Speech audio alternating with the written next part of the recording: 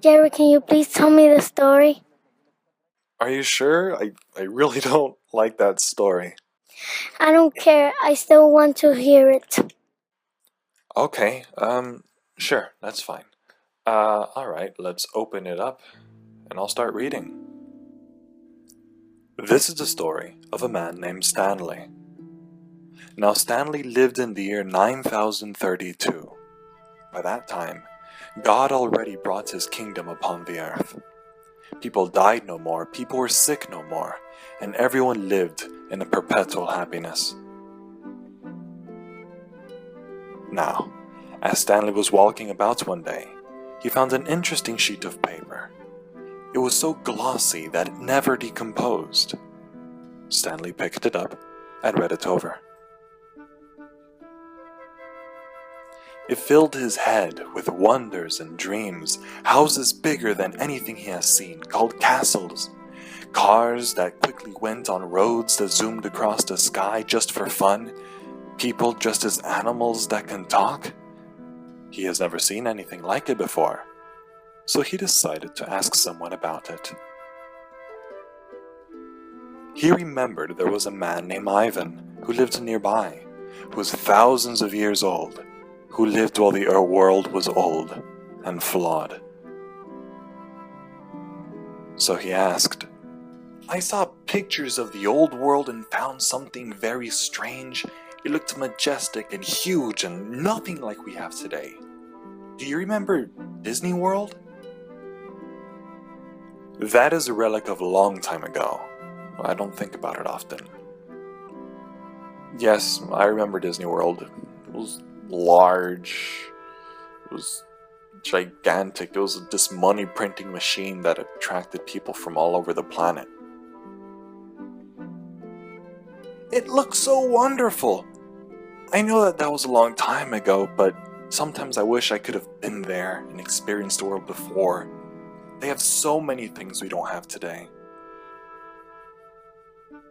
"Are you crazy? No one wants to go back there. People fought and warred and died, and that terrible sickness is nothing is worth bringing back the old world." "How bad could it be? I've heard lots of people from the old world talking about hots and colds and lots of sweating and sneezing. If you had to tell me that a feeling a little hot is all I need to see the wonders of the old world, I'd take it." And Ivan grew sad. "You're mistaken. Let me tell you how bad sicknesses can get. It's not a pretty story, but I think you need to know."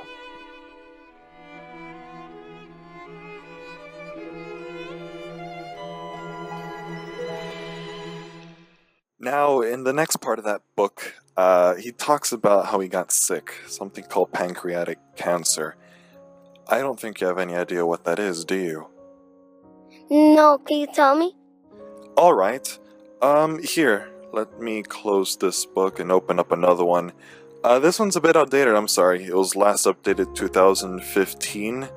But it does give us a general idea. I could tell you something of what it is. It's not a nice thing. Cancer is this disease where like the cells of the body grow a lot more than they're supposed to, uncontrollably. It does cause death. I mean, unlike now, but back then, yes, it did. Cancer in the pancreas is the 12th most common cancer. It's the 4th leading cause of death caused by cancer. And the really big problem with it is that you can't really detect it early. You might have no idea that you have it until it's very, very, very bad. So there's really no tests to see that you have it beforehand. And it's very expensive. $8,000 a person would have to pay per month, which was a lot in that time. Now, the pancreas is an organ. It is about 6 inches long. It's like a little thin pear. It's between the stomach and the spine. What its job is to break down food and to make hormones to control the amount of sugar in your body. Now, those juices are made by cells called exocrine pancreas cells, Not 95% of the time that there is pancreatic cancer, it's those cells that go wrong. So that's exocrine pancreatic cancer. Big words, but that's basically what it is. Back then, people used to smoke leaves of tobacco plants, and that was very, very bad. 30 to 20% of the time, that was the main cause for cancer in the pancreas. A lot of other times, about 3%, it's a mutation in a gene called the PALB2, but really only 10% of cancers can actually be inherited. The rest of the reasons why were really unknown at the time this book was written. Cancer is commonly found in people older than 45, mostly people that have 71. Although we don't really know many of the causes, we do know that certain diseases that people have or certain histories do give them bigger risks of having pancreatic cancer. There's diseases called diabetes, especially type 2, hepatitis, hereditary pancreatitis, or especially people who have a family history of people who had pancreatic cancer in their family. There are some hereditary conditions that people could get from their parents and from their families, which made it a lot worse, especially ones that cause tumors in the pancreas. Some tend to cause blood vessels to grow abnormally, and especially histories of breast cancer, ovarian cancer, or a disease called melanoma that runs in the family. Those really increase the risk. Now, there were some things that they weren't sure of in those years that caused pancreatic cancer. Certain things in the environment, like inhaling pesticides, dyes, or chemicals used in metal refining, those may or may not increase the risk. Some things that people did, they also weren't sure. A lot of times diet, exercise, and whether people drank a lot of coffee and alcohol, they were thought to have bad effects. And also, they found out that men had it more than women, but people are not sure because men were mostly the ones that smoked back then, so the information might have been skewed. Now, like I said before, one of the largest problems with this type of sickness is that you couldn't really tell you had it. It was very, very, very hard. Usually sick people showed that they had dark urine, that they had pain in their belly area, that they were tired, that they had loss of appetite, that their poop was of a light color. There was another disease called jaundice where your skin and your eyes get really yellow. The problem was that these conditions could be seen in so many diseases that you can't really be sure. You hardly even think that it's pancreatic cancer just by knowing you have these conditions. It also doesn't help that it's really small and hidden behind so many organs that you don't really notice it. There's no way to actually check it. Now let's get back to the story of Ivan. So Ivan grew to become very, very sick. And in the year 2015, he was diagnosed with having pancreatic cancer, like we just talked about. So eventually he had to stay in the hospital, and that bag that you saw in the picture, that was used to treat the sick people who had that disease. There were lots of ways to try to treat people, sometimes surgery. For example, they would cut pieces of your pancreas. There was something called the Whipple procedure. They would cut just the head of it.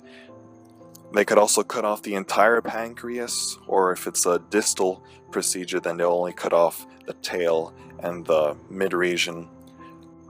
Also, a lot of the times the cancer blocks ducts in the gallbladder or in the liver, so they have to open new openings between them. Those are palliative procedures. They used also this thing called radiation. It's like really powerful, invisible light that just kills everything it touches. Sometimes they'll shoot at you from the outside, sometimes they'll put it from the inside out. Other times they use chemicals to try to treat you. Now the good thing is that when those chemicals, they would put it especially in the abdomen, the belly area, the drugs mainly affect the cancer cells. So that's called regional chemotherapy.